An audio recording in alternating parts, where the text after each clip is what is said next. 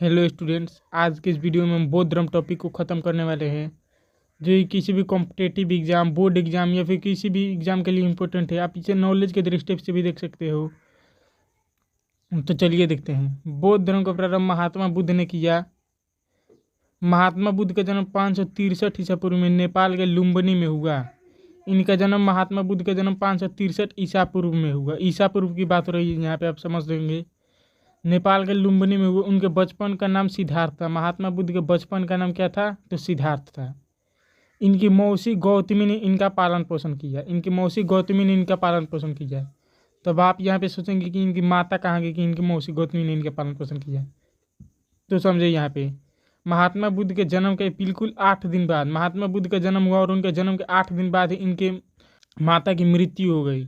महात्मा बुद्ध के जन्म के 8 दिन बाद महात्मा बुद्ध के माता की मृत्यु हो गई, इसलिए इनकी मौसी गौतमी ने इनका पालन पोषण किया। उनकी पत्नी का नाम यशोधरा था। महात्मा बुद्ध की पत्नी का नाम यशोधरा था तथा पुत्र का नाम राहुल था। महात्मा बुद्ध के पुत्र का नाम राहुल था। महात्मा बुद्ध एक दिन नगर भ्रमण के दौरान महात्मा बुद्ध नगर भ्रमण पर निकले। वो जन्म से लेकर 20 वर्षों तक, 20 वर्ष के हो चुके थे महात्मा बुद्ध। जन्म से 20 वर्ष तक महात्मा बुद्ध नगर भ्रमण के लिए निकले ही नहीं थे। इसलिए वो नगर भ्रमण के दौरान मानव जीवन के 4 अवस्थाओं को देखे। वो अपने सारथी के साथ नगर भ्रमण पर निकले और मानव जीवन के 4 अवस्थाओं को देखे। उन्होंने देखा कि एक बीमार व्यक्ति है, वो दर्द से कराह रहा है और इसे बहुत सारे लोग पानी दे रहे हैं। बहुत सारे लोग इसके सेवा कर रहे हैं। तो उनके सारथी ने बताया, इसी तरह कभी आप भी बीमार हो सकते हैं। एक बूढ़े व्यक्ति को देखे। महात्मा बुद्ध एक वृद्ध यानी कि बूढ़े व्यक्ति को देखे, उसके आसपास भी बहुत सारे लोग उसकी सेवा कर रहे थे। एक शव को देखे जिसे बहुत सारे लोग ले जा रहे थे, और एक सन्यासी को देखे जो कि एक अकेला वृक्ष के नीचे बैठा हुआ था, एक सन्यासी को। तो उन्होंने सोचा कि ये सन्यासी वाला ही जीवन तो सबसे अच्छा है। वो संसारिक जीवन से, मोह माया से, सभी बंधनों से मुक्त थे। उसके पास ना कोई लोग है, ना उसके मुंह में कोई भटकने वाला है। वो मर भी जाता है तो उसे कोई पूछने वाला नहीं है। तो उन्हें सन्यासी वाला जीवन बहुत अच्छा लगा।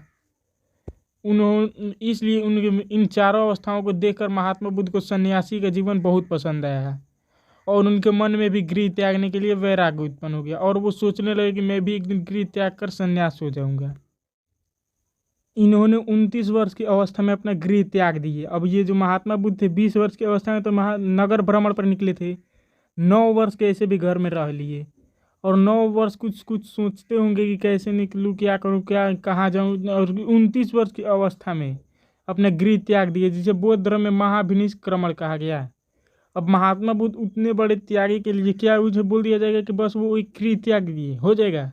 तो नहीं, उसका एक नाम दिया गया और वो भी बहुत बड़ा नाम दिया कि महात्मा बुद्ध ने गृह नहीं त्यागा है, वो महाभिनिष्क्रमण हुए हैं। यानी कि वो गृह नहीं त्यागे, महाभिनिष्क्रमण हुए हैं। गृह त्यागने के बाद महात्मा बुद्ध अपने 5 मित्रों के साथ सारनाथ के मृगदाब वन में तपस्या करने लगे। अब गृह त्यागने के 5 मित्रों के साथ सारनाथ चले गए। गृह त्यागने के 5 मित्रों के साथ सारनाथ चले गए और मृगदाब वन में तपस्या करने लगे। 6 वर्षों तक कठोर तपस्या की, लेकिन इन्हें ज्ञान की प्राप्ति नहीं हुई। 6 वर्षों तक कठोर तपस्या के बाद भी इन्हें कुछ हासिल नहीं हुआ और इन्हें ज्ञान की प्राप्ति नहीं हुई। महात्मा बुद्ध सारनाथ से गया चले गए। अब 6 वर्षों तक कठोर तपस्या करने के बाद इन्हें ज्ञान की प्राप्ति नहीं हुई, तो वो सारनाथ से कहाँ चले गए? तो गया चले गए और यहाँ आकर तपस्या करने लगे। महात्मा बुद्ध को गया में निरंजना नदी के तट पर पीपल वृक्ष के नीचे वैशाख पूर्णिमा के दिन ज्ञान की प्राप्ति हुई। अब इन्हें पूछ लिया जाएगा कि महात्मा बुद्ध को किस नदी के तट पर ज्ञान की प्राप्ति हुई, तो आप मारेंगे निरंजना नदी के तट पर, पीपल वृक्ष के नीचे वैशाख पूर्णिमा में ज्ञान की प्राप्ति हुई। जो ऑब्जेक्टिव फॉर्मेट में पूछ लिया जाएगा तो आपको याद रखना है ये सब। आगे है, ज्ञान प्राप्ति के बाद सिद्धार्थ महात्मा बुद्ध के नाम से जाने जाने लगे। अब जो सिद्धार्थ थे, इनके बचपन का नाम तो सिद्धार्थ था। इससे पहले इन्हें तो महात्मा बुद्ध कोई नहीं कहता होगा, लेकिन जब ज्ञान प्राप्ति हुई तो वो सिद्धार्थ से बन गए महात्मा बुद्ध और महात्मा बुद्ध के नाम से जाने जाने लगे। और गया का नाम बदल कर भी बोध गया कर दिया गया। गया का नाम बदलकर बोध गया कर दिया गया। अब आगे देखते हैं। अब देखो, आप सोचोगे कि महात्मा बुद्ध का नाम महात्मा बुद्ध क्यों किया गया, तो यहाँ पे बुद्ध का अर्थ होता है ज्ञान संपन्न व्यक्ति। तो बुद्ध का नाम हो जाएगा ज्ञान संपन्न व्यक्ति। महात्मा बुद्ध पूरी तरह ज्ञान से संपन्न हो गए तो उन्हें तो बुद्ध कह दिया गया। और महात्मा की उपाधि बहुत बड़े लोगों को दी जाती है, तो इसलिए उन्हें महात्मा, बहुत बड़े लोगों के लिए महात्मा बुद्ध की उपाधि दी गई। बुद्ध का अर्थ होता है ज्ञान संपन्न व्यक्ति और महात्मा की उपाधि बहुत बड़े लोगों को दी जाती है। ज्ञान प्राप्ति के बाद महात्मा बुद्ध ने अपना पहला उपदेश सारनाथ में अपने मित्रों को दिया। अब ये गया से चले आए, गया से फिर आए सारनाथ। गया में तो ये ज्ञान की प्राप्ति हुई, लेकिन गया से पहले ये कहाँ तपस्या कर रहे थे? तो सारनाथ। 6 वर्षों तक सारनाथ तपस्या किए। अब ज्ञान प्राप्ति जब इन्हें हुई तो गया से ये फिर सारनाथ चले आए और पहले 5 मित्रों के साथ ये जो तपस्या किए थे उन्हें ज्ञान दे दिया कि ये तुम लोग यहाँ अभी तक तपस्या कर रहे हो और मुझे गया में ज्ञान की प्राप्ति भी मिल गई। तो इन्होंने सारनाथ में आकर अपने मित्रों को ज्ञान दिया। महात्मा बुद्ध के सबसे प्रिय शिष्य आनंद था। महात्मा बुद्ध का, आपसे कोई पूछे कि महात्मा बुद्ध के सबसे प्रिय शिष्य, आनंद था। और आनंद के कहने पर ही महात्मा बुद्ध ने महिलाओं को बौद्ध संघ में प्रवेश की अनुमति दे दी। तो आनंद के कहने पर महात्मा बुद्ध ने महिलाओं को भी अनुमति दे दी बौद्ध संघ में प्रवेश होने की। और बौद्ध संघ में प्रवेश होने की अनुमति तो दी महात्मा बुद्ध ने महिलाओं को, लेकिन साथ ही साथ ये कहा कि अब बौद्ध धर्म ज़्यादा दिनों तक नहीं चलेगा। अब क्यों कहा ये तो किसी को नहीं पता है, लेकिन उन्होंने महिलाओं को प्रवेश की अनुमति देते ही कहा कि बौद्ध धर्म अब ज़्यादा दिनों तक नहीं चलेगा। और हुआ कुछ ऐसा ही कि महात्मा बुद्ध की मृत्यु के बाद ही बौद्ध धर्म 2 भागों में टूट गया, हीनयान और महायान शाखा में। आगे पढ़ेंगे हम। बौद्ध धर्म अपनाने वाली पहली महिला गौतमी थी। महिलाओं को अब अनुमति मिली तो बौद्ध धर्म अपनाने वाली पहली महिला गौतमी बनी और दूसरी महिला अमरपाली बनी। एग्जाम में आपसे पूछ लिया जाएगा, दूसरी को आपको नहीं भी याद रखोगे तो पहली को तो आपको याद रखना है कि बौद्ध धर्म अपनाने वाली पहली महिला जो थी गौतमी बनी। और प्रथम पुरुष, जो कि प्रथम पुरुष बौद्ध धर्म अपनाया, वो कौन बना? तो तपयु। प्रथम पुरुष बौद्ध धर्म अपनाने वाला तपयु बना। ज्ञान प्राप्ति के बाद महात्मा बुद्ध ने 4 सत्य वचन कहे। अब ज्ञान प्राप्ति इन्हें हुआ तो ये 4 सत्य वचन कहे। और कौन कौन से 4 सत्य वचन कहे, आइए देख लेते हैं। अब ज्ञान प्राप्ति के बाद महात्मा बुद्ध ने 4 सत्य वचन कहा, आइए उन्हें भी जान लेते हैं। महात्मा बुद्ध के 4 सत्य वचन के बारे में देख लेते हैं। तो महात्मा बुद्ध ने पहला वचन कहा कि संसार दुखों से भरा है। उन्होंने देखा, सब समाज को देखा और ये कहा कि संसार दुखों से भरा है और सभी दुखों का कोई ना कोई कारण अवश्य है। संसार दुखों से भरा है और उन दुखों का कारण है। दूसरा वचन कहा कि दुखों का कारण अवश्य है और दुखों का सबसे बड़ा कारण क्या है? तो इच्छा है। दुख का कारण महात्मा बुद्ध ने क्या बताया? इच्छा को बताया। और चौथा वचन कहा कि इच्छा पर नियंत्रण पाया जा सकता है। चौथा वचन ये बताया कि इच्छा पर नियंत्रण पाया जा सकता है। अब चौथे वचन को लोग सुने और बोले कि इच्छा पर नियंत्रण पाया जा सकता है, तो बताइए कि कैसे पाया जा सकता है। महात्मा बुद्ध से ये लोग सवाल किए कि इच्छा पर नियंत्रण कैसे पाया जा सकता है, आप बताइए। तो महात्मा बुद्ध ने इच्छा पर नियंत्रण पाने के लिए अष्टांगिक मार्ग दिया। तो वो बताए कि आप ये अष्टांगिक मार्ग को फॉलो करेंगे तो आप इच्छा पर नियंत्रण पा सकेंगे। तो देख लेते हैं अष्टांगिक मार्ग क्या होता है। तो अष्टांगिक मार्ग में पहला मार्ग हो जाता है सम्यक दृष्टि। आपकी दृष्टि अच्छी होनी चाहिए। सम्यक संकल्प, आपकी संकल्प अच्छा होना चाहिए। सम्यक वाणी, सम्यक कर्मांत, ये सब अच्छा होना चाहिए। सम्यक आजीव, सम्यक व्यायाम, सम्यक स्मृति और सम्यक समाधि, ये सभी चीज़ आपकी अच्छी होगी तो आप इच्छा पर नियंत्रण पा सकेंगे। तो आगे देखते हैं अब समझे। यहाँ पे महात्मा बुद्ध पुनर्जन्म को मानते थे। महात्मा बुद्ध पुनर्जन्म को मानते थे। बुद्ध के अनुसार यदि कोई इच्छा अधूरी रहेगी, महात्मा बुद्ध के अनुसार यदि कोई इच्छा अधूरी रह जाएगी तो वो पुनर्जन्म का कारण बनेगी। पुनर्जन्म से छुटकारा पाने के लिए इच्छा को मारना पड़ेगा। अब महात्मा बुद्ध पुनर्जन्म को मानते थे और बोले थे कि यदि आपको पुनर्जन्म से छुटकारा पाना है तो आपको इच्छा को मारना पड़ेगा। यदि आपकी इच्छा अधूरी रह जाएगी तो आपका फिर से पुनर्जन्म होगा और आपका मोक्ष पूरी तरह से प्राप्त नहीं होगा। मोक्ष प्राप्ति के, यदि आपको मोक्ष प्राप्ति चाहिए तो आपको पुनर्जन्म के से छुटकारा पाना पड़ेगा और पुनर्जन्म से छुटकारा पाने के लिए आपको इच्छा से छुटकारा पाना पड़ेगा। इच्छा से छुटकारा पाने के लिए आपको इच्छा को मारना पड़ेगा। इच्छा को त्याग देंगे तो आप पुनर्जन्म को पा सकते हैं, पुनर्जन्म से छुटकारा पा सकते हैं। महात्मा बुद्ध अपने उपदेश पाली भाषा में देते थे। आपको याद रखना है कि महात्मा बुद्ध अपने उपदेश किस भाषा में देते थे? तो पाली भाषा में। ऑब्जेक्टिव में पूछ लिया जाएगा महात्मा बुद्ध अपने उपदेश पाली भाषा में देते थे। महात्मा बुद्ध अपने अनुयायियों को 10 कार्य करने से मना किया था। उन्होंने अपने अनुयायी को 10 कार्य करने से मना किया था, जिसे सील कहते हैं। 10 कार्य करने से मना किया था। कौन कौन सा कार्य करने से मना किया था देख लेते हैं। अब जो 10 कार्य करने से मना किए थे उन्हें क्या कहते हैं, तो सील कहते हैं। तो सबसे पहला कार्य करने से मना किया था वो था अहिंसा। किसी भी जीव के साथ आपको अहिंसा करना है। हिंसा किसी भी जीव के साथ नहीं करना है। हमेशा सत्य बोलना है आपको, असत्य कभी नहीं बोलना है। असत्य, आपको असत्य करना है, यानी कि चोरी नहीं करना है। अपिग्रह, आपको धन नहीं एकत्रित करना है। मद्य सेवन नहीं करना, आपको नशा नहीं करना है। और असमय भोजन नहीं करना है। सुखप्रद बिस्तर पर, यानी कि आपको बिस्तर पर नहीं सोना है, सुखप्रद बिस्तर पर। आपको या तो जमीन पर सोना है या फिर किसी ऐसे बिस्तर पर सोना है जो सुखप्रद ना हो। ज़्यादा गद्दीदार बिस्तर पर नहीं सोना है। धन संचय नहीं करना है। स्त्रियों से दूर रहना है और नृत्य गान आदि से भी दूर रहना है। ये थे महात्मा बुद्ध के 10 सील। आगे देख लेते हैं, चलिए। अब देखो, बुद्ध धर्म के 3 प्रमुख सिद्धांत थे। बुद्ध धर्म के 3 प्रमुख सिद्धांत थे, जैसे हम त्रिरत्न कहते हैं। बुद्ध धर्म के 3 प्रमुख सिद्धांत को हम त्रिरत्न कहते हैं। त्रिरत्न कौन कौन सा है, तो पहला है बुद्ध, दूसरा है संघ, तीसरा है धम्म। कभी कभी आपने सुना होगा बुद्धम संघम गच्छामि, तो उसी त्रिरत्न को कहते रहते हैं, बुद्धम संघम गच्छामि। यह मंत्र होता है। बुद्ध के अनुयायी 2 भागों में विभाजित थे। अब जो बुद्ध के अनुयायी थे वो 2 भाग में विभाजित थे। पहले थे भिक्षुक और दूसरा उपासक। भिक्षुक थे, बौद्ध धर्म का प्रचार है तो संन्यास ग्रहण करने वाले व्यक्ति भिक्षुक कहलाए। अब जो ऐसे व्यक्ति थे जो बौद्ध धर्म का प्रचार है तो संन्यास ग्रहण कर लिए थे, वो अपने घर को त्याग दिए थे महात्मा बुद्ध के भांति, वो भिक्षुक कहलाए। और कुछ ऐसे भी लोग थे जो गृहस्थ जीवन जीते हुए भी, अपने घरों में रहते हुए भी बुद्ध धर्म को प्रचार करते थे और वो बुद्ध धर्म को अपना लेते थे, तो वो उपासक कहलाए। तो बौद्ध धर्म 2 भागों में, बौद्ध धर्म का अनुयायी 2 भागों में विभाजित थे, भिक्षुक और उपासक। आपको याद रखना है। महात्मा बुद्ध एक दिन उपदेश देते हुए पावापुरी पहुंच गए। एक दिन महात्मा बुद्ध उपदेश देते हुए पावापुरी तक पहुंच गए, जहां एक जैन भिक्षु चंद्र ने, एक जैन भिक्षु था चंद्र, उन्हें शुक्रमास खिला दिया।